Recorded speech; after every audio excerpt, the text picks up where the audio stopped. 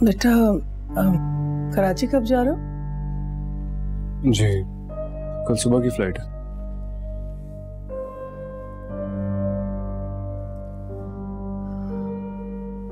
बेटा भूल जाओ जो कुछ हो उसको, इतना परेशान होने की जरूरत नहीं। इतनी बड़ी जिल्लत को कैसे भूल जाऊं अम्मी? अब जानती हैं मैंने ये इज्जत कितनी मेहनत से बनाई थी।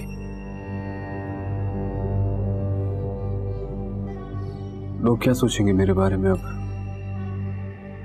भाई आपको लोगों की फिक्र करने की बिल्कुल जरूरत नहीं।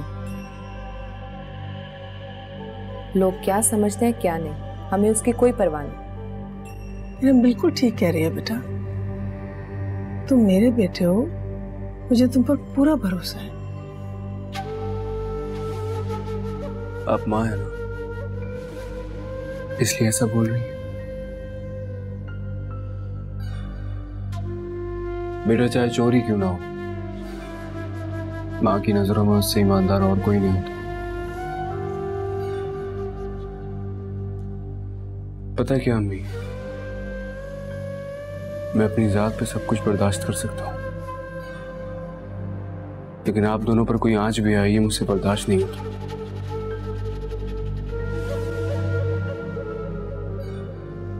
पर फिर भी मेरी वजह से मेरी बहन का रिश्ता टूट गया। आप दोनों को इतना रुस्वा होना पड़ा।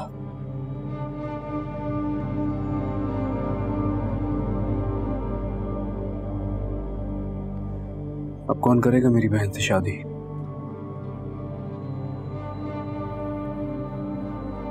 मिल जाएगा मुझे आप जैसा कोई शहजादा सलीम, बिल्कुल आप जैसा, कर लेगा मुझसे शादी।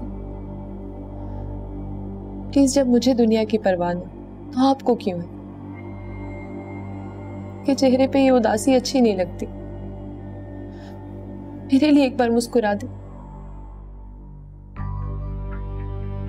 अगर तुमने झूठी कसम खाई तो उसका अजाब तुम्हारी बहन को भुगतना पड़ेगा। मुस्कुराए ना।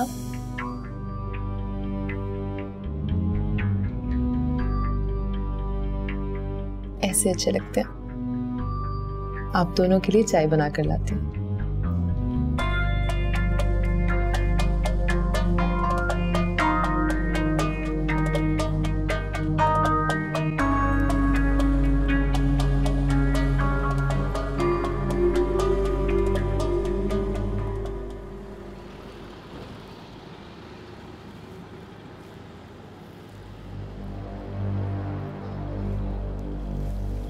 हाँ भाई, क्या हाल है? अल्हम्दुलिल्लाह। अरे मलिक भाई, आप इस टाइम? हाँ, वो आलम सर ने कहा था एक फाइल लाने को।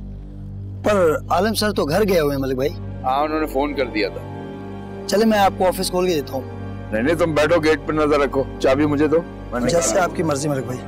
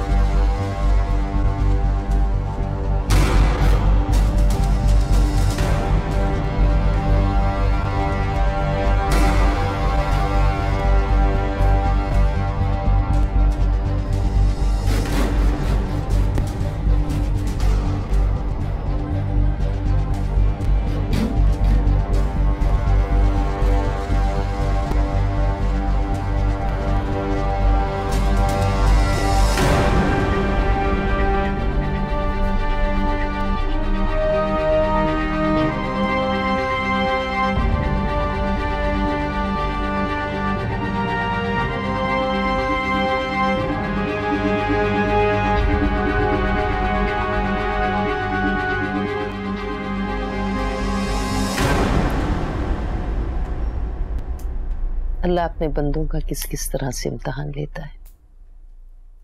इस बच्ची को देख लो, ये छोटी उम्र में इसकी माँ चली गई, कितना बड़ा सदमा।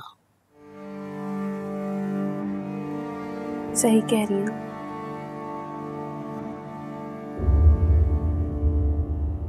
इसे देखकर तो मुझे अपने दुख बिल्कुल छोटे लगते हैं। वालेकुम। वालेकुम सलाम। अरे वहां क्यों खड़े हो, अंदर आ। ये सो गई? जी अभी थोड़ी देर हुई है, आप ही का पूछ रही थी। ये लो मरियम, तुम्हारा एफिडेविट। अब आलम सर तुम्हारा कुछ नहीं बिगाड़ सकते। या अल्लाह तेरा शुक्र।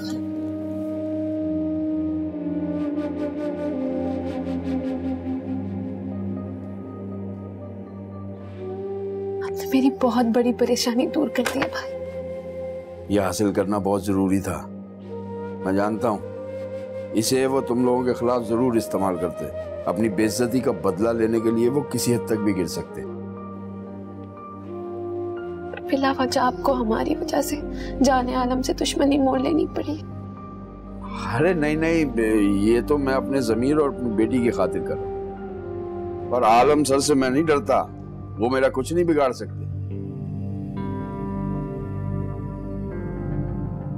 अच्छा ठीक है, तुम जाके मुंह हाथ धो, मैं खाना गर्म करती। जी।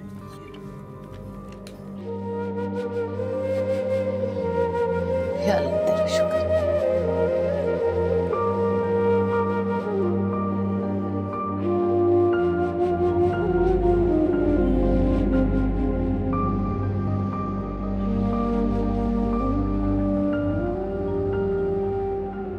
अरे साहब, आपने तो मिनिस्टर साहब के सामने जलील करके रख दिया। इतनी मुश्किल से राजी किया था मैंने उन्हें। अरे भाई, अपनी नहीं तो मेरी जबान का कुछ पास रख लेते। ये भी कोई तरीका है? मतलब हमने बड़े टेंडर पास कराए हैं भाई, बड़े बड़े मिनिस्टरों को खुश किया है। एक तरीका होता है, ये थोड़ी कि आप टाले पे टाले जा रहे हैं, टाले पे टाले जा रहे हैं। अगला तो यही करेगा। रशीद साहब, आप बात को समझने की कोशिश कीजिए। वो लड़की इस्लामाबाद में मेरे घर तक पहुंच गई थी। मुझे इस बात का अंदाजा नहीं था। मैंने खुद अपने आदमी से कहा था कि जाओ इसे जाके मिनिस्टर साहब के फार्म हाउस में छोड़ा। तो कुछ दिनों से देखिए साहब, आप रशीद कुरैशी को बेवकूफ नहीं बना सकते। साफ साफ कहिए कि आपकी नीयत बदल गई उस लड़की के मामले में। मेरी नीयत क्यों बदल जाएगी? अगर ऐसी कोई बात होती तो मैं आपको आश्रय क्यों देता?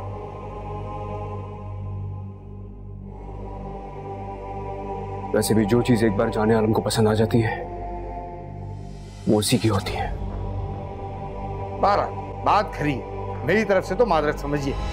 मैं आपके चक्कर में मिनिस्टर साहब से बिगाड़ के अपने बच्चों की रोटी रोजी भी लात नहीं मार सकता। ये क्या बात कर रहे हैं आप? मैंने तो हमेशा आपका ख्याल रखा है, आप इतनी जल्दी कैसे भूल सकते हैं? कोई एहसान नहीं किया भाई। अगर आपने मुझे थोड़ा बहुत कुछ दिया भी है तो मेरी तरफ से भी आपको बड़े बड़े फायदे पहुंचे हैं। और इससे पहले कि मेरी कोई बात आपको बुरी लग जाए, रशीद कुरैशी को इजाजत दीजिए। अस्सलाम वालेकुम।